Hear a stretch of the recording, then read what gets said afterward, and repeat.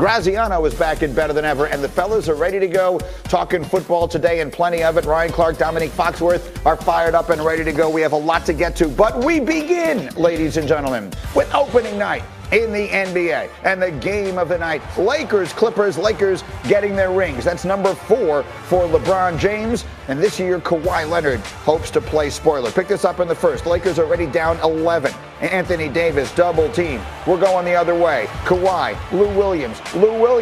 Yes, he had 11 off the bench. Clippers were red hot early. We're still in the first. The Clippers lead is 14. Kawhi to the basket. Kawhi, oh, he's got the space. Kawhi, 26 points in 34 minutes. Lakers down 20 after 1. But here they come. Second quarter, it's a 12-point game. Anthony Davis on the baseline. He had 18 in 31 minutes. Lead is 10. Under 2 minutes till the half. They've cut it to 5. LeBron James, he's a week away from turning 36.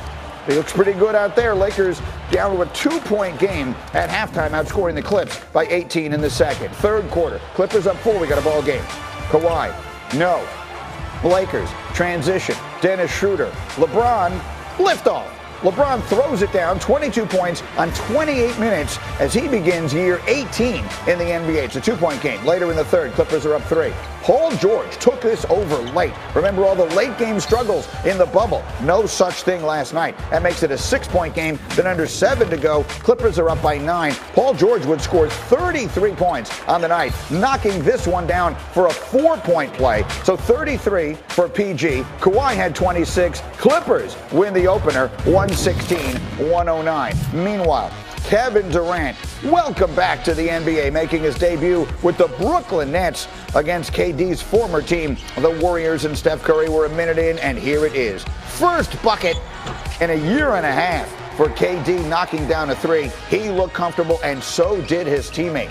Take a look at Kyrie Irving. Corner, 3-ball. Yes, KD and Kyrie combined to outscore the Warriors in the first quarter by themselves, 27-25. Nets stay hot. Late in the second, that's KD. He had 12 in the first half. Under 20 seconds to go in the half. Warriors down 17. Steph got space. Yes, he would lead the Warriors with 20 for the game, but the very next play, Kyrie, the range. 31 feet, and it's good. Kyrie had 24 points in the first half. Nets up 18 at the break. Third quarter, Brooklyn is up by 20 off the inbound. DeAndre Jordan. Oh, he throws it down hard. The Nets firing on all cylinders. Later in the third, they've got depth. Spencer Dinwiddie, Kevin Durant, KD 22 points, 5 boards, just 25 minutes of action. Kyrie had 26. Steve Nash, his first win as a head coach. Nets take it in a blowout. KD, how'd it feel? I know it's a lot of emotions and a lot of, I got so many calls and texts about, playing again. For me, I was just like, I got to focus on the first possession, and then try to get through that and then move on each possession. So I try not to make too big of a deal out this whole thing. And, realize I've been playing this game since I was 8 years old. So I just got to revert back to what I know. So it is good to see him back, and it is good to see this big fella back. Kendrick Perkins is with us here, getting up early with us on ESPN. And Big Perk, if you can hear me, let's get into what happened last night. I'm a little concerned. There he is. Kendrick Perkins, what was your biggest takeaway last night from the Nets win? I did not have a good feeling about that. I could just tell from the way he wasn't looking up that he didn't hear me. So let's just hold off on that for a moment. We'll come back and talk basketball with Big Perk a little bit later. But let's turn. And the lack of sense of urgency. But the question I have for you, Perk, is how did the new additions for the Lakers look? They look good. I think Marcus Gasol looked a little bit out of shape. He still has to find his rhythm. And it's not easy for big men. Look, I was a big man in the league, and it takes time. But Dennis Schroeder looked awesome last night. He's going to fit in just well with the Lakers. And also Montrezl Harrell. I would love to see him and Anthony Davis get a lot more minutes on the floor together.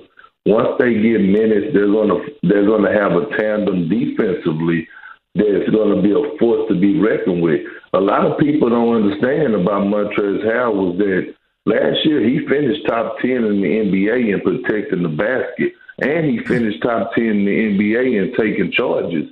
So when he's locked in and him and Anthony Davis could figure how to play with one another, they're going to be a dangerous defensive tandem. And offensively, they have more than enough weapons. And this is the first time in a long time that LeBron James is not going to have to do too much on the offensive end. We all know he has Anthony Davis, but now having Dennis Schroeder and Montrezl Harrell, two guys that could go get a bucket without having to rely on LeBron James to set them up, is great for the Lakers. Perk, I'm trying to figure out, and I'm kind of torn on this one, so I'm looking for some clarity from you on this one. As you mentioned, Montrezl Harrell is a Laker. He's no longer with the Clippers. The Clippers have replaced him with Serge Ibaka.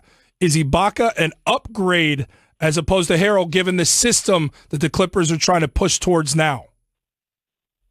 I actually think Serge Ibaka fits better with the Clippers than Montrezl Harrell, because Serge is a guy that could stretch the floor. He can knock down the three-point shot. He's a guy that actually is a loud threat at the basket, and he don't need post-ups. So Serge is not a guy that's going to run to the block and ask for the ball, and that's not what the Clippers need. So it's good because it gives Kawhi Leonard and Paul George spacing so they could be able to operate and not have the paint clogged up. So I do see him being a slight upgrade. Now, is Serge better than Montrezl Harrell? No, but he's a better fit for the Clippers, in my opinion. Yeah, and I agree. I was kind of split. You kind of pushed me over the threshold. Perk, before we let you go, we got to touch on the Warriors here. They looked overmatched by a Nets team that's clearly superior in talent with no Klay Thompson and Draymond Green. They were playing uphill the whole time. Warriors look bad defensively, but more importantly, the Warriors look like they don't have the spacers needed offensively to keep up in a shootout. How worried should we be about the Warriors? What is their ceiling this year with no Klay Thompson? Well, that ceiling is making the playoffs. And I keep telling people this, and a lot of people always laugh at me, but Draymond Green is the leader of that team. He's the heart and soul of that team. Steph Curry is the best player, but that team goes as far as Draymond Green leads them. And when I say that is that he brings a certain type of tenacity. He brings a different type of edge. He gives them swagger. And him not being on the court, they don't have that same swagger. I tell you what, Kelly Oubre looked good last night, in my opinion.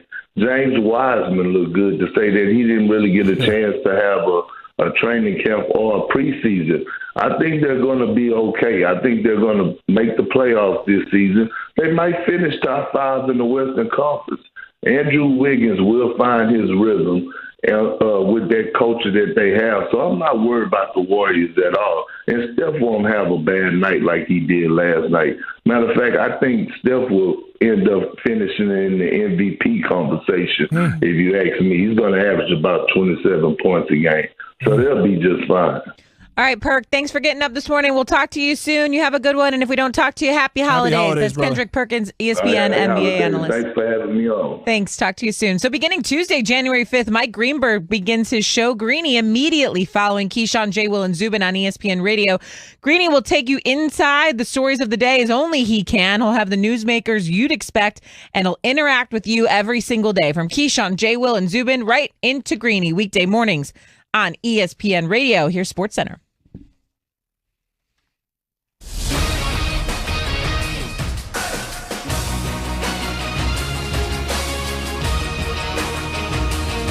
Paul George at the top. Little step back three on its way, and good. What a second half for Paul George.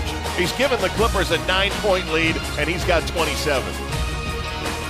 That was courtesy of ESPN Radio. The Clippers, yes, they defeated the Lakers last night, 116-109. Paul George scored 33 points, the most in a season opener by a Clippers player since Blake Griffin in 2015, who also had 33 points. The Lakers never led in a game. The first defending champion to not lead in a season opener the following season since the 2011-2012 Mavericks. The Nets defeated the Warriors last night. Kyrie Irving and Kevin Durant both eclipsed the 20-point mark for Brooklyn, which beat the Warriors 125-99. Kevin Durant scored 10 of his